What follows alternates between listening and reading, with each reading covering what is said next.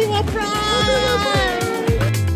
Over the weekend, more than 50,000 people marched, or rather sashayed, their way across the Sydney Harbour Bridge to mark the end of a massive couple of weeks celebrating Sydney WorldPride.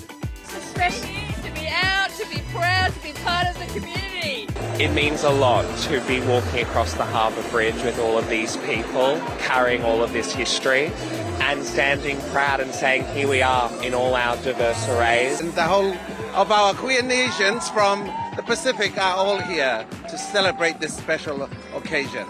This is a great celebration of unity. A bridge symbolises bringing people together, and this is about bringing together the Australian community, celebrating diversity, but also acknowledging that around the world with WorldPride, many people still suffer because of who they are, because of their sexuality.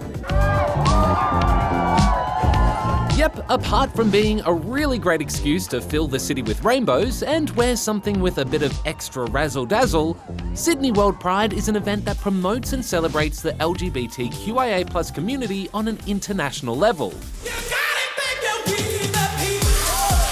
There have been a whole bunch of fabulous events, great and small. A concert with Aussie pop princess Kylie,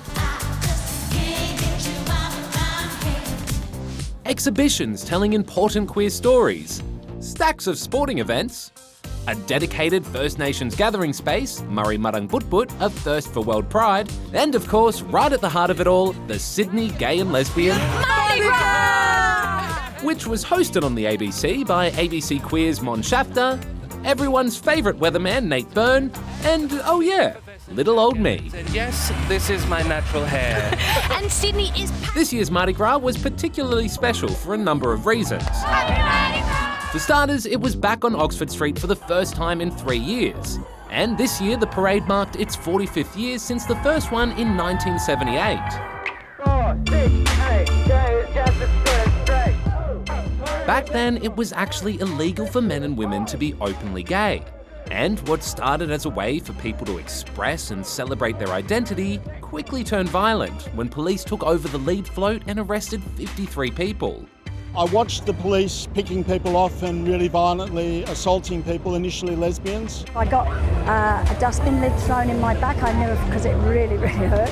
And then some big buffy blokes, police picked me, and then I had other people trying to save me and my glasses got lost and I got literally thrown into a paddy wagon. That didn't stop the community from marching every year. And while today things have improved a lot for the LGBTQIA+ community here in Australia, there is still a long way to go in the fight for equality.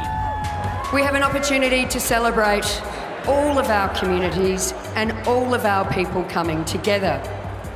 We also have an opportunity to change and challenge the status quo. To hear from those that have often been silenced, to hear from those that are sometimes ignored, to advocate for community and demand that our leaders change the laws so that we are all equal.